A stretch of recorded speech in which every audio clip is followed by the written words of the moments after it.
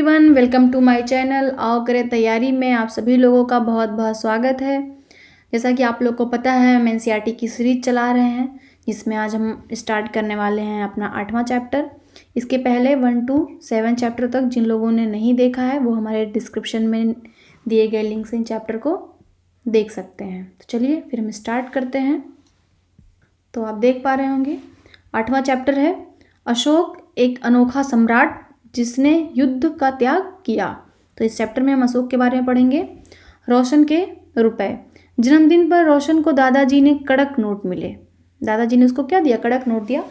उससे उसने अपने हाथ में दबाकर रखा था। उसने एक नया कैसेट खरीदने का बहुत मन था, लेकिन साथ ही वह बिल्कुल नए कड़क नोट को देखना और छू कर महसूस करना चाहती थी। तभी उसने पाया कि सभी नोटों में दाहिनी तरफ गांधी जी का मुस्कुराता चेहरा बना हुआ था और बाएं तरफ छोटे छोटे शेर चित्रित थे। उसने सोचा, आखिर यहाँ शेर क्यों बने हुए हैं? उसके मन में सवाल आया। अब यहाँ पे बताएंगे। एक बहुत बड़ा राज्य, एक साम्राज्य। हम जिन शेरों के चित्र रुपयों पैसों पर देखते हैं उसका एक लंबा इतिहास है। उन्हें पत्थरों को काट कर बनाया गया, फिर उन्हें सारनाथ में एक विशाल स्तंभ पर स्थापित किया गया था। इस विषय में आपने देखा, सारनाथ में महात्मा बुद्ध ने अपना पहला उपदेश दिया था। इतिहास के महानतम राजाओं में से एक अशोक के निर्देश पर इसके जैसे कई स्तंभों और पत्थरों पर अभिलेख उत्कीर्ण किए गए।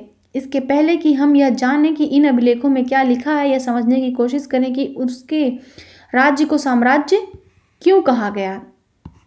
अशोक जिस साम्राज्य पर शासन करते थे उसकी स्थापना उनके दादा चंद्रगुप्त मौर्य कौन थे? ये अशोक के दादाजी थे।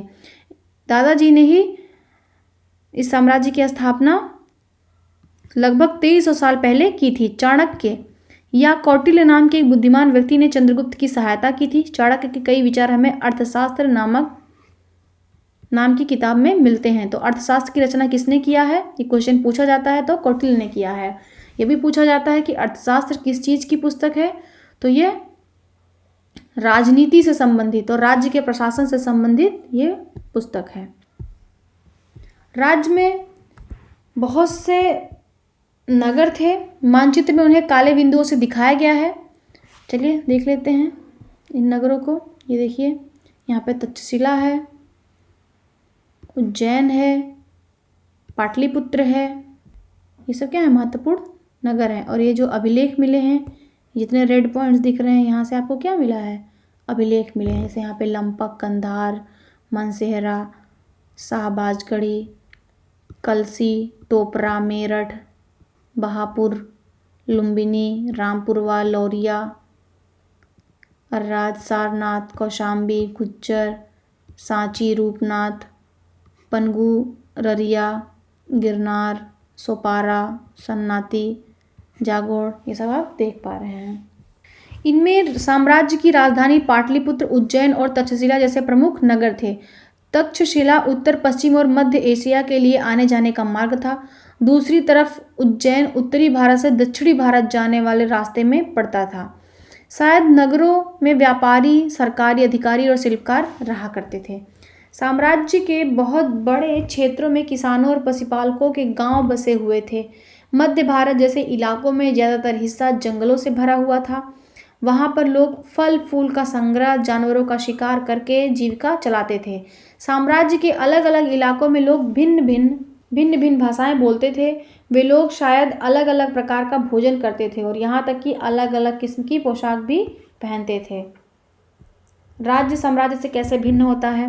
क्योंकि साम्राज्य राज्यों से बड़ा होता है और उसकी रक्षा के लिए बड़ी बड़ी सेनाएं की जरूरत होती है। इसलिए सम्राटों को राजाओं की तुलना में ज़्यादा संसाधनों की जरूरत होती है। इन्हीं कारण उन्हें बड़ी संख्या में कर इकट्ठा करने वाले अधिकारियों की जरूरत भी होती है। और भी पॉइंट्स हैं, आप सोचिए। देखिए यहाँ पे क्या लिखा है? जिन जगहों पर अशोक के शिलालेख मिले हैं उन्हें लाल बिंदुओं से दिखाया गया है। ये सारे इलाके साम्राज्य के भीतर थे। उन देशों के नाम बताओ जहां अशोक के अभिलेख मिले हैं। भारत के कौन से राज्य मौर्य साम्राज्य से बाहर थे? ये देखिए जितने भी ये लाल पॉइंट हैं जो हमने बताया, हमने आपको, कांधार, लंपक, मनसेहरा, शाहबाजगढ़ी, ये सारे जगहों पे क्या मिला है? अशोक के अभिलेख मिले हैं। साम्राज्य का प्रशासन। चूँकि इस मौर्य साम्राज्य बहुत बड़ा था, इसलिए अलग अलग हिस्सों पर अलग अलग ढंग से शासन किया जाता था। पाटलिपुत्र और उनके आसपास के इलाकों पर सम्राट का सीधा नियंत्रण था। इसका मतलब यह हुआ कि इन इलाकों के गांवों और शहरों के किसानों, पशुपालकों, शिल्पकारों, व्यापारियों से कर इकट्ठा करने के लिए राजा अधिकारियों की नियुक्ति करता था। जो राजा के आदेशों का उल्लंघन करते थे, अधिकारी उनको सजा भी देते थे। इनमें से कई अधिकारियों को वेतन भी दिया जाता था। संदेशवाहक एक जगह से दूसरी जगह घूमते रहते थे और राजा के जासूस अधिकारियों के कार्यकलाप पर नजर रखते थे। इन सबके ऊपर सम्राट था, जो राज परिवार एवं वरिष्ठ मंत्रियों की सहायता से सब पर नियंत्रण रखता था। मौर्य साम्राज्य के भीतर कई छोटे क्षेत्र या प्रांत थे। इन पर तक्षशिला या उज्जैन जैसी प्रांतीय राजधानियों से शासन किया जाता था। कुछ हद तक पाटलिपुत्र से इन क्षेत्रों पर नियंत्रण रखा जाता था और अक्सर राजकुमारों को वहां का राज्यपाल या गवर्नर बनाकर भेजा जाता था। लेकिन ऐसा लगता है कि इन जगहों पर स्थानीय परंपरा और नियमों को ही माना जाता था। प्रादेशिक केंद्रों के बीच विस्तृत क्षेत्र थे। इनके इलाकों में मौर्य शासन सिर्फ मार्गों और नदियों पर नियंत्रण रखने की कोशिश करते थे, जो कि आवागमन के लिए महत्वपूर्ण थे। यहाँ से उन्हें जो भी संसाधन कर और भेंट के रूप में मिलते थे, उसे इकट्ठा किया जाता था। उदाहरण के लिए अर्थशास्त्र में लिखा गया है कि उत्तर पश्चिम कंबल के लिए और दक्षिण भारत सोने और कीमती पत्थरों के लिए प्रसिद्ध था। संभव है कि संसाधन नजरानों के रूप में इकट्ठे किए जाते थे। नजराना क्या होता है? जहाँ कर नियमित ढंग से इकट्ठे किए जाते थे, वही नजराना अनियमित रूप से जब भी संभव इकट्ठा किया जाता था। यानी जो कर है वो नियमित रूप से लिया जाता था, लेकिन जो नजराना है वो अनियमित रूप से लिया जाता था। ऐसे नजराने विविध पदार्थों के रूप में लिए जाते थे। ऐसे लोगों से लिए जाते थे जो स्वेच्छा से इसे दे देते थे।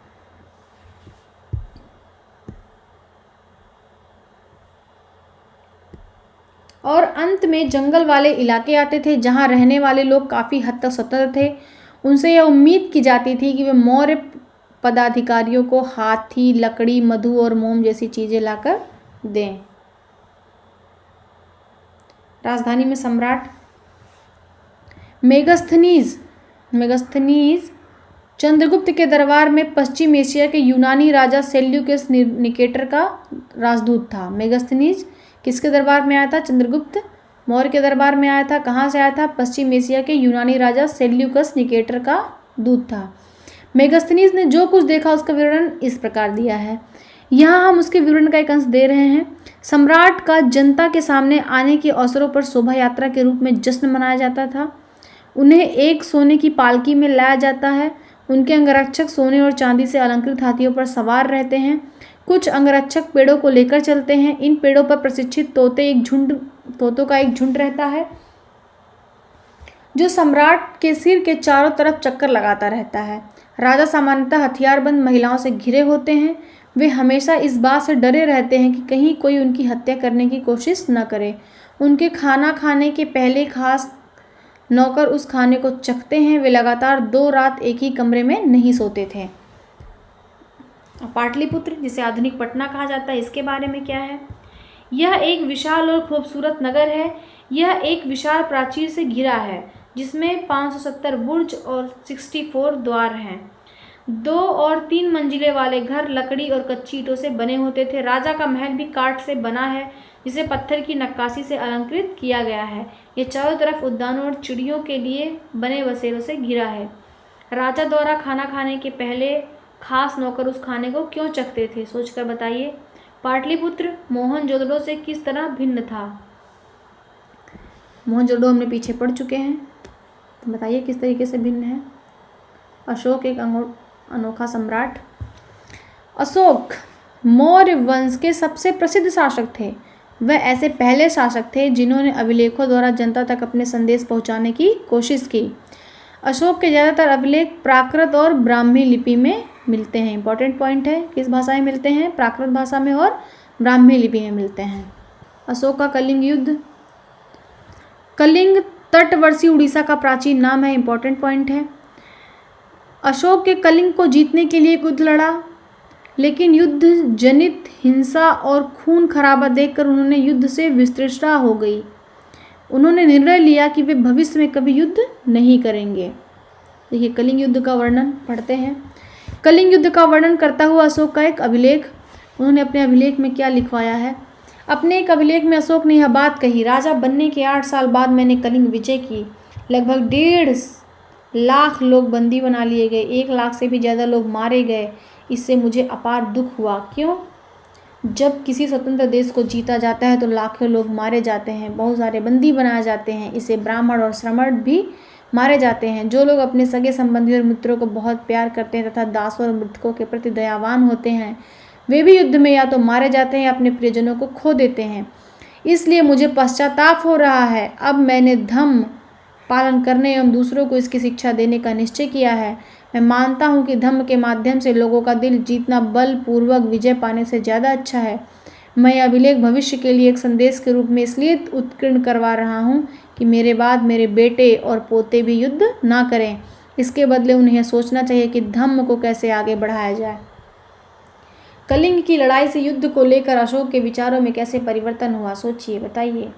धम्म जो शब्द है वो संस्कृत के धर्म का प्राकृत रूप है। इंपॉर्टेंट पॉइंट है। अशोक का धम्म क्या था, देखते हैं। अशोक के धम्म में किसी देवता की पूजा अथवा किसी कर्मकांड की आवश्यकता नहीं थी। उन्हें लगता था कि जैसे पिता अपने बच्चों को अच्छे व्यवहार की शिक्षा देते हैं, वैसे ही उनका कर्तव्य था कि अपनी प्रजा को निर्देश दे कि बुद्ध के उपदेशों से भी प्रेरित हुए थे।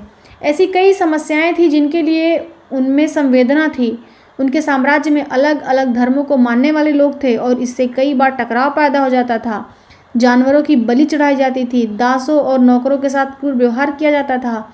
इनके अलावा परिवार व पड़ोसियों के बीच भी झगड़े होते रहते थे।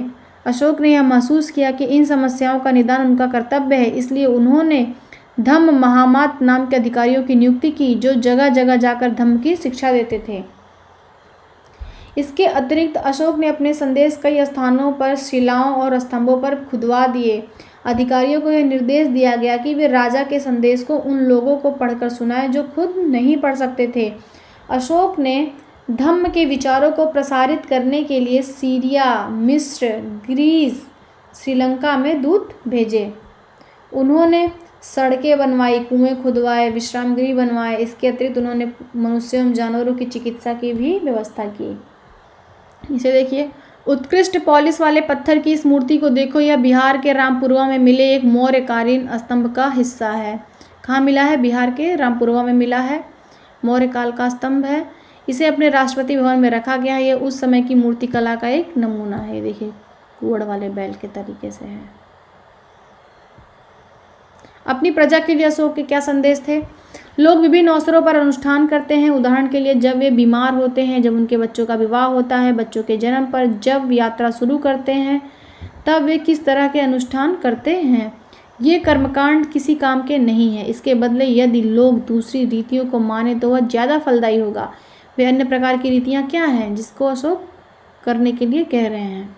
ये हैं अपने दासों और नौकरों के साथ अच्छा व्यवहार करना, बड़ों का आदर करना, सभी जीवों पर दया करना और ब्राह्मणों तथा श्रवणों को दान देना। अपने धम्म की प्रशंसा या दूसरों के धम्म की निंदा करना, दोनों ही बातें गलत हैं। हर किसी को दूसरे धर्म का आदर करना चाहिए। यदि कोई अपने धर्म की बड़ाई और दूसरे के धर्म की बुराई करता है तो वह वास्तव में अपने धर्म को ज़्यादा नुकसान पहुंचा रहा है। इसलिए हर किसी को दूसरे के धर्म के प्रमुख विश्वासों को समझने की कोशिश करते हुए उसका आदर करना चाहिए।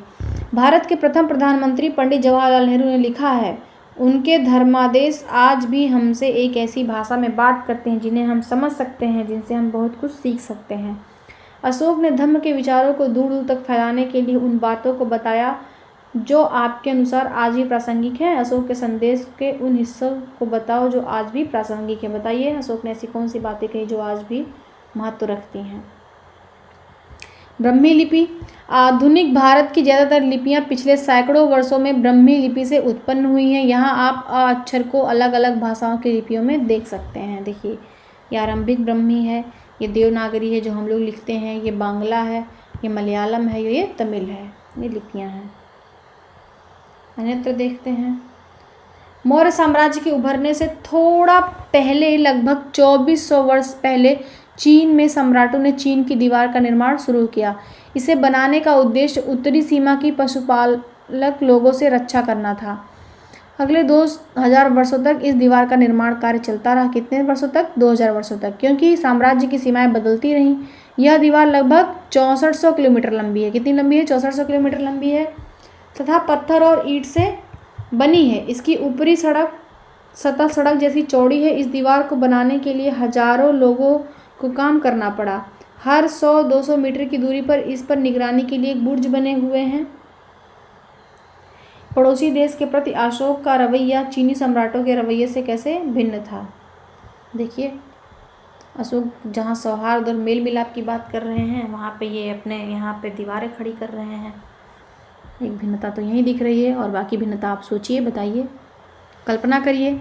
तुम कलिंग में रहती हो और तुम्हारे माँ बाप को युद्ध में काफ़ी दुख उठाने पड़े हैं।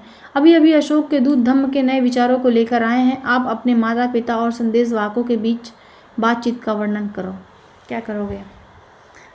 उपयोगी शब्द हैं साम्राज्य, राजधानी, अधिकारी, संदेशवाहक, प्रांत और धम्म। तो ये चैप्टर ख़त्म होता है।